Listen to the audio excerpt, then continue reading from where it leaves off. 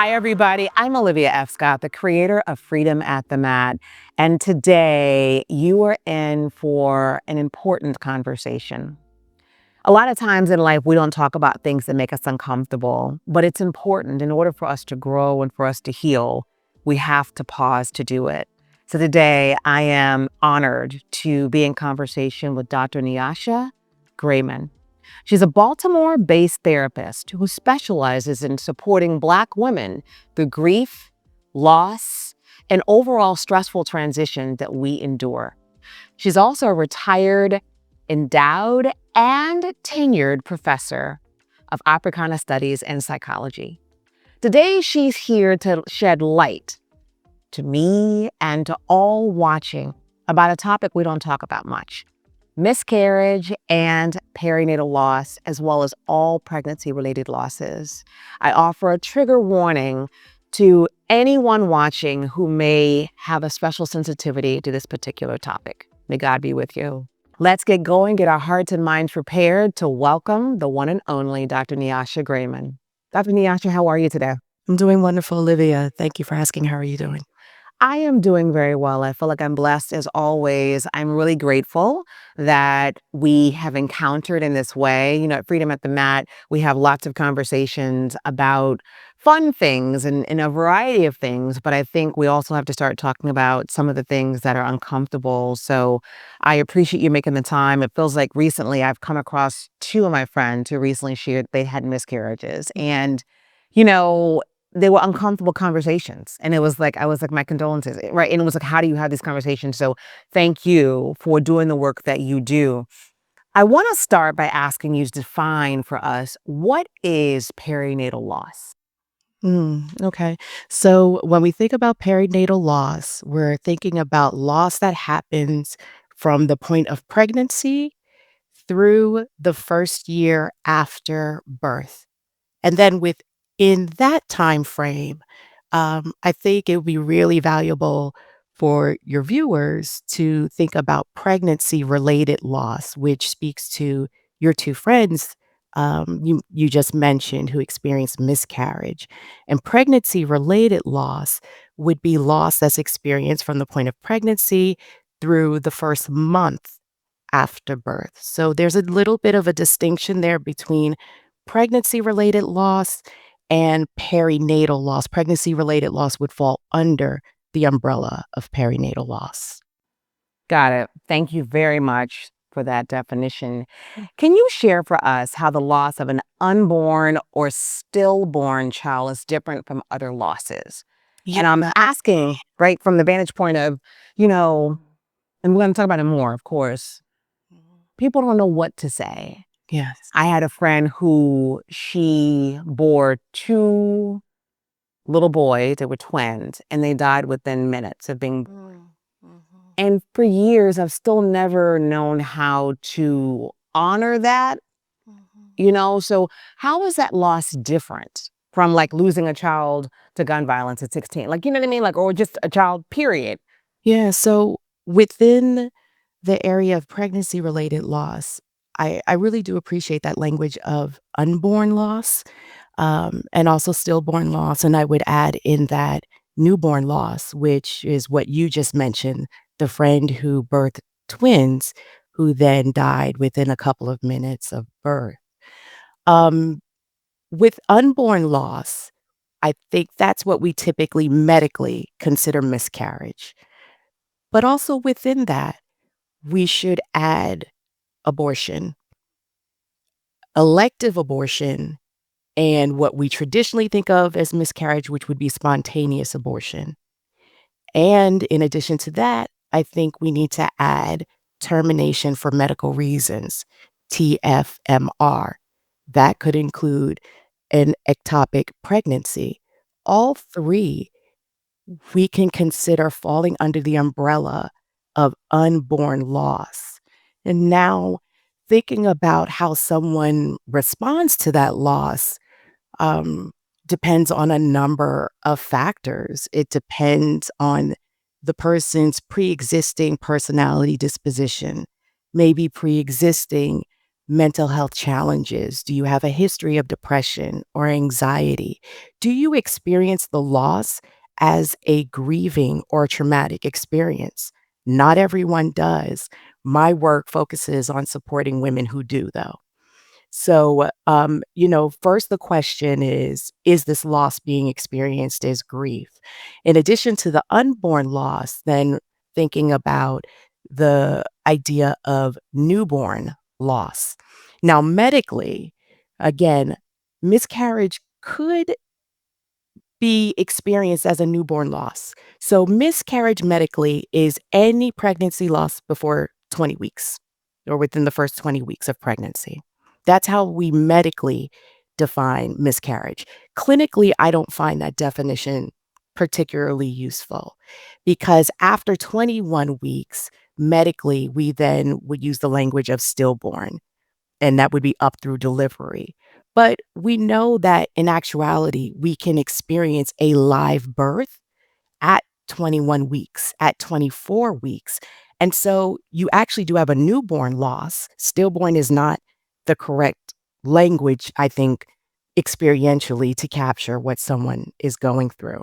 And so when I think of newborn loss, I'm thinking of someone who experienced a live birth, and that is typically 21 weeks through the first month after the birth. And then stillborn. Again, medically, stillborn would be considered after 21 weeks through delivery. I tend to clinically, when I'm working with women, think about stillborn as late term um, uh, births that are not live births, and that can happen through delivery. So those are some of the distinctions I make in terms of how I'm even conceptualizing what someone is coming to me with when they're coming with a grieving experience. Thank you for breaking that down. Like, that's a lot. I didn't think about it. And I always think about miscarriage or stillborn, but it's a lot of the levels to it, if you will. Yes. So, in your conversation with Dr. Joy on Therapy for Black Girls, episode 248, I love Dr. Joy, so much love. And I encourage anyone to go listen to that to get more from Dr. Nyasha Grayman in conversation with Dr. Joy Harden Bradford. But you mentioned something that really struck me.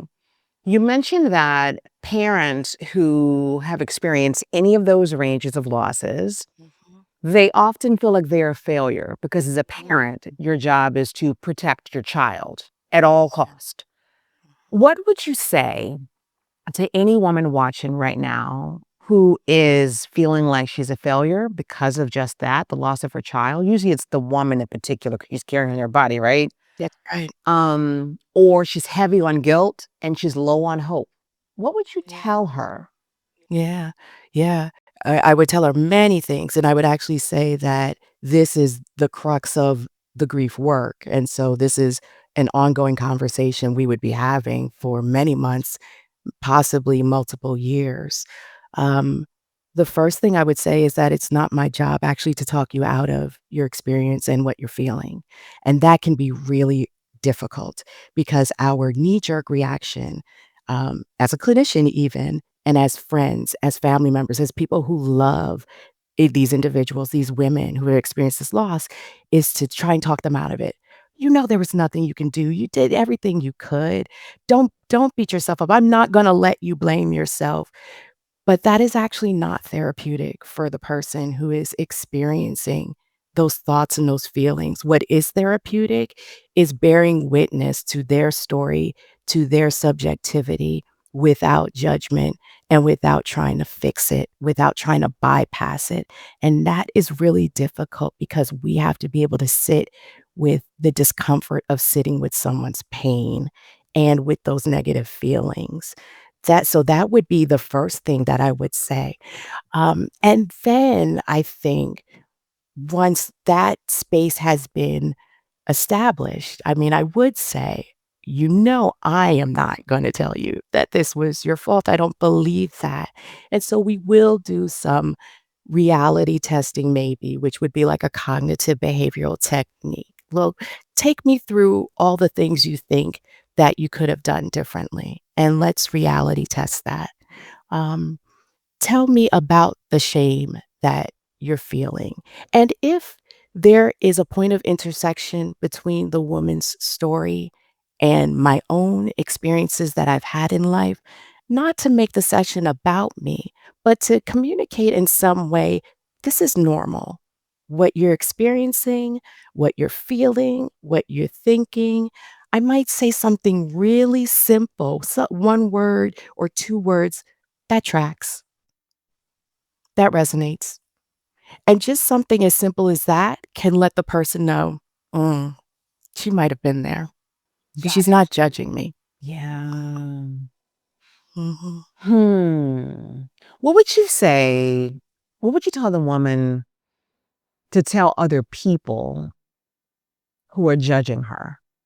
Like who are Oh. actively judging her? Well, you know you shouldn't have been eating so much. You know you shouldn't be smoking or whatever. Would you have any Mhm. advice for those who might be dealing with that?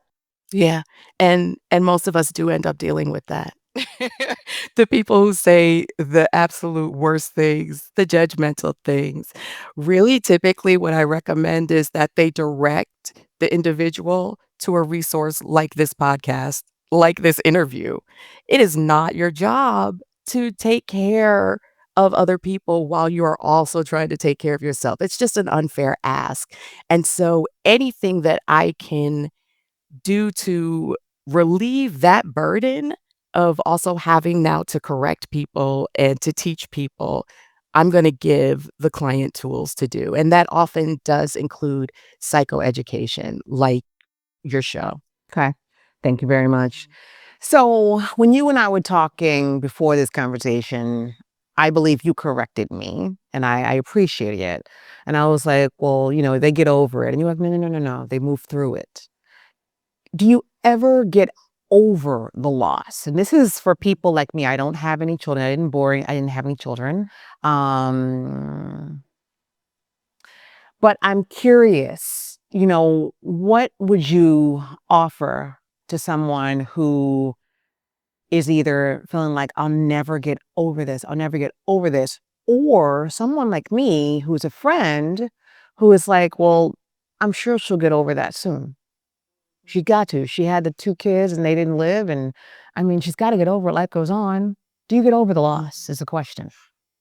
Yeah, I don't think you ever get over it. I think that you can get to a place where you are reconciled to the loss, a place where the loss is integrated into a renegotiated identity that you've crafted, and even maybe a renegotiated worldview that you've crafted. And so that's why I think the words and the language matter of through versus over. You can't go over, you can't go around, you can't go under. In the grief space, we often say the only way out is through. So there is another side. I do believe that. There is post-traumatic growth even. I do believe that. Um, but you're not going to be the same person. We're never really the same person minute to minute, truth be told, but you're not going to be the same person. Your view of the world is not going to be the same. You're forever changed by this moment. Mhm. Yeah, it's like I think about, we say BC, IC, like, before Christ, after Christ. I think about when my mother died 23 years ago. Mhm. There's a distinct Olivia before and Olivia after, right? So I That's think right. it's helpful for you to share that for everyone, those who are grieving and those who know others that are grieving, that this is a loss. No matter if the child was born or not, it's a loss and it needs to be honored as just that. So we know that pregnancy related loss, the grief around it is not fully recognized or socially legitimized. And often it doesn't get the importance it deserves. So what you have is people who just don't know what else to say with their mouths. And they say things like, you can still have more kids. Can you share if that's something valuable for someone to say and why or why not? It absolutely is not. And I actually had to close my eyes and take a breath because I won't go into my whole story, but I have experienced perinatal loss. And one of the things that made me so angry was conversation around my body and what other people felt my body could and could not do after this experience, and the sense of entitlement to opine on my bodily functions. There's a lot specifically relating to pregnancy loss that brings up implications for one's relationship to their body, um, and other people's relationships to their bodies. That is not a helpful thing to say. I would absolutely recommend withholding any thoughts or opinions that relate to the body. There's so much sensitivity. Women find themselves triggered by going back to either the medical facility where they had to experience the loss or maybe be cared for the loss. Even you can imagine thinking about pregnancy-related loss, how triggering a postpartum follow-up visit is, even if it's not in the same medical facility. All of these things relating to body, having a postpartum visit and a medical professional um, maybe suggest a particular birth control, an IUD, right? Is that what we call them? Yes. An IUD, which then that involves some kind of intrusion into my body. And maybe the body doesn't want to be touched. Maybe it needs a moment. And so I really do educate try to educate people who are supporting those who have experienced pregnancy related loss and also to educate clients around the sensitivity around the body. Right. Thank you for sharing that. I never thought about I don't know anything in life. It's like so I learn every day, but I never thought about how triggering a postpartum visit might be, right? For you to have gone through the experience and still have to go to the doctor without an actual child to show for it, right? Yeah. It reminds me of an example that's not relevant at all around people who don't complete their education but still have to pay their student loans. And you're like, I still gotta pay the student loans, but I don't have the degree, like what, whatever.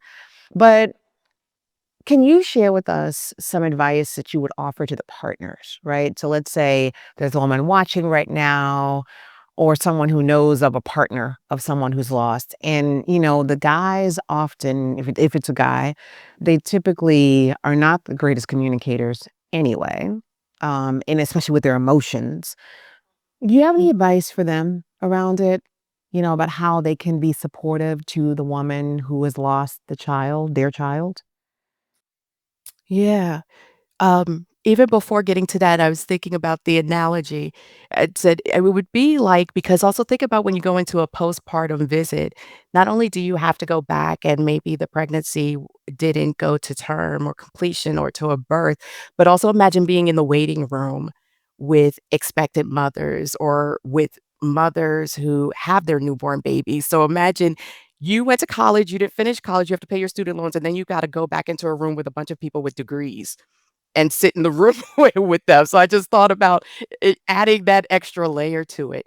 But with respect to the partners and advice that I give to them, I do work exclusively with Black women in my clinical practice, but I do give them resources to then share with their partners. And so I'll also look for psychoeducation that speaks to men's stories and experiences. I think what is so important in this work is to privilege narrative. The most powerful element, I think, of the supportive work is privileging the stories of the people who have gone through the experience. So I have a particular set of training as a counseling psychologist, but what I do most is listen to people's stories. And so if I'm not working with a client who is telling me their story, a partner, for example, what I'm going to do is find stories of partners who are talking about what it was like for them to experience the loss of a child. And I can tell you that what I hear men often say is that they felt an incredible sense of helplessness. They too may experience post traumatic stress. Thinking about the criteria of post-traumatic stress involves both a personal experience of death or near-death experience or witnessing. Um, Sometimes the partner is traumatized by the witnessing of what the person who is carrying is going through.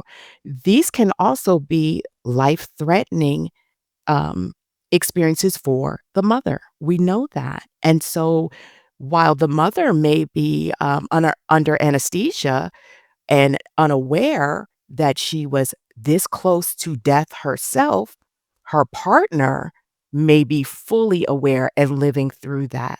So I would gather resources, educational resources, and narrative resources to share with partners around what they're experiencing. And just, to offer there that I do think it's important for the partners to consider that they too may have been traumatized. Got it. Thank you very much. And to seek their own help. And to seek their own help and also to appreciate maybe their own ways of coping. This is very stereotypical cisgender socialization commentary that I'm about to offer, but the stereotype male coping with loss is what we might call like instrumental coping, very action oriented, active, and as you suggested, less emotion process oriented. And so there can be a disconnect there between the way the carrier of the infant, the baby, the fetus, is expressing their grief and the way that the partner, if again, we're talking about a stereotypical cis hetero relationship, the male partner is experiencing the grief. You may see, again, a lot of home improvement projects, right? And like, I am going to redo this basement. I'm gonna gut and redo this basement. And that may be a grief experience as profound as the woman who is sitting with me bawling her eyes out for 30 minutes. And so it can look very different, but spiritually and on a heart level center, be experienced the same. Yeah. And they're both valid, right? I Mhm. just want to pause to say that I just learned something from you how to say less emotional. You said less emotion process oriented. I'm going to use that in the back. Okay. I was like, oh, she got that so much more eloquently than I did. They're better. They know how to deal with that. Thank you. So just a couple more questions for you. So what advice and resources do you suggest to help women who are suffering from a range of emotions from miscarriage or perinatal loss? I feel like I heard you mention some exercises in your conversation with Dr. Joy, but do you have just any resources or exercises you recommend? You're crying, you can't get out of bed, you're depressed, you might feel anxious. I don't know, you're triggered easily. What do you recommend that they access or do? Yes, yeah. So again, because pregnancy-related loss, maps onto the body so much, I do like to recommend, activities such as yoga, um, to help move through. Yes. So very gentle stretch yoga. I actually will do, maybe a 10-minute yoga sequence with a client in session together when we're working virtually. My only criteria is that it not require the client to get off the floor at all. So once we start, if I'm seeing one that involves sun salutations, downward dog, we're not doing that. I mean, basic, you're laying on the mat. And so that yeah, even women who say to me, "I don't do yoga, I don't like yoga." I'm like, Have an experimental mind. Open your mind to this. I think you're gonna like this kind of yoga." And inevitably, they're like, "Oh, I like that kind of yoga." So yoga, if you can tolerate, someone else's touch, gentle massage, um, even better if we can find someone who is, pregnancy loss related informed, because there are some massage therapists who are and maybe have received, additional specialized training around that. Absolutely, I'm always going to recommend getting out into nature. People who follow me know that nature therapy is a very big part of my practice, a big part of my orientation. I'm also going to recommend a lot of therapeutic art exercises. Um, The therapeutic art exercises can really help people who don't yet even have the words to story. So, just a few minutes ago, I talked about how important and powerful the narrative, the story is for healing and going through.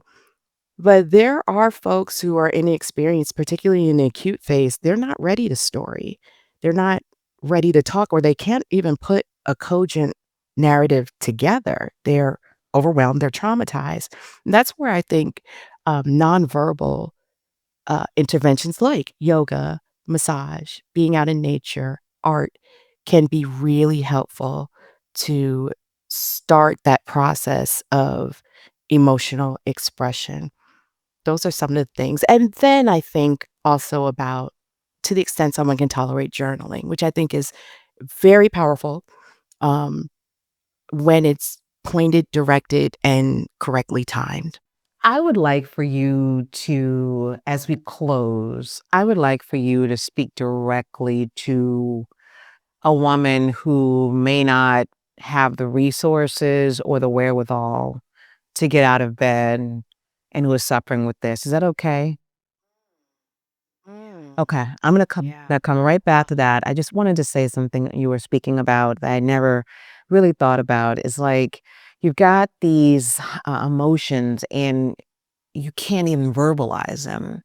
So before I invite you to do that, speaking directly to that woman, can you just expound on what therapeutic art exercises are? Because you're a therapist and Mm, you're very wise and knowledgeable of all these tools, but perhaps people don't know what they are. All I know of is coloring. All right. I know color therapy is a thing, but I don't think you're talking about color, yeah. breaking out a coloring book. Oh, Oh, that too. okay. Yeah. Can you Yeah. can you Yeah. what therapeutic art exercises we're offer some? Yes. So, really, I would say that therapeutic art exercises any artistic expression that you're engaging in with intentionality around kind of facilitating emotional processing. So, it's not necessarily the art activity itself that makes it therapeutic, but the intention behind it and how it gets used. So, it absolutely can include coloring.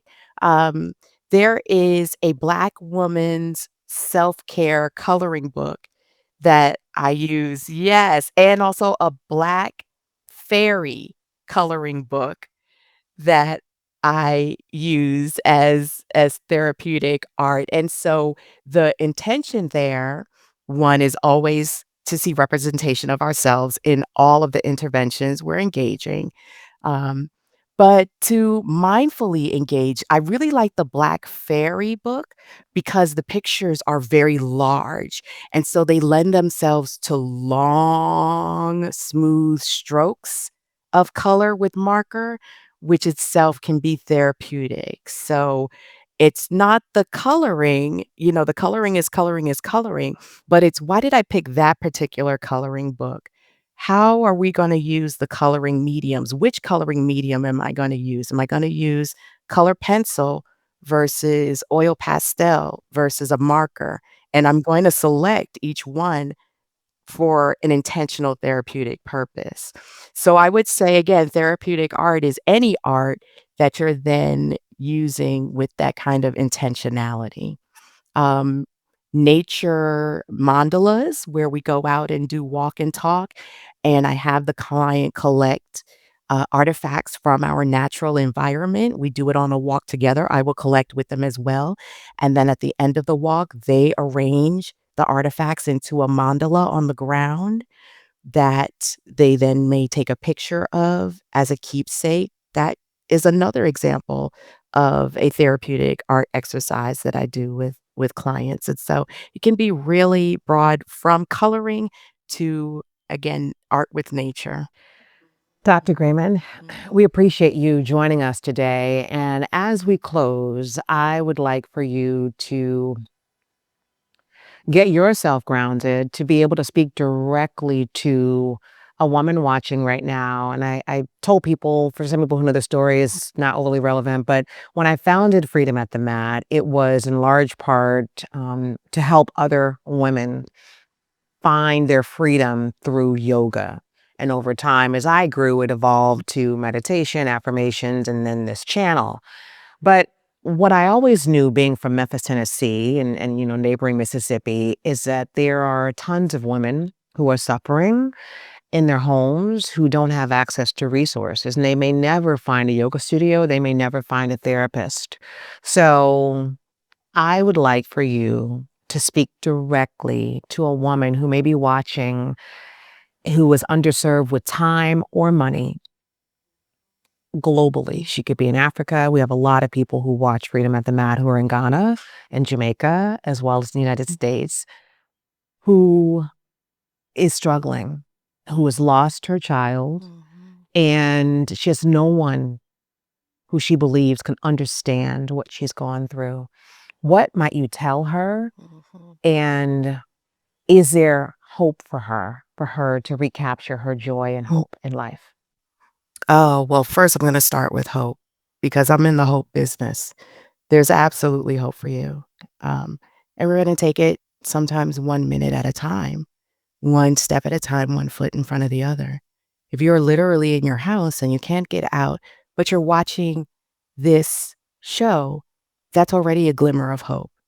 You had enough energy to actually attend to this show. And if you can watch this show, then you can watch another show. You can listen to Sisters in Loss, which is a podcast completely dedicated to pregnancy related and infant loss. Um, and that host has interviewed hundreds of Black women who have experienced loss. Among those hundreds, you're going to feel seen and heard. Listen, keep listening, one foot in front of the other.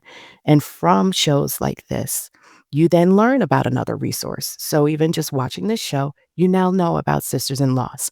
And from Sisters in Loss, you'll learn about Postpartum Support International. And from Postpartum Support International, you'll learn about free online support groups for women who are experiencing grief related to elective pregnancy termination, abortion, spontaneous abortion, termination for medical reasons, miscarriage, stillbirth, perinatal loss, child loss. You just, it's a thread. So you just pull, and you've already pulled. If you're watching this, you've already pulled the thread, and it'll keep going around. Thank you so much, Dr. Grayman. We appreciate you. We can find more about your resources at wisdomcounseling.com, as well as on Instagram at Baltimore Grief. For everybody watching today, my prayers are with you. If you've personally been affected, if your body has been affected by this, or if you know someone, give them some grace, give them some understanding, and ensure that they watch this episode and get more resources from Dr. Nyasha and the resources she shared. Sisters in loss, right? In loss, and others as well. Ashe.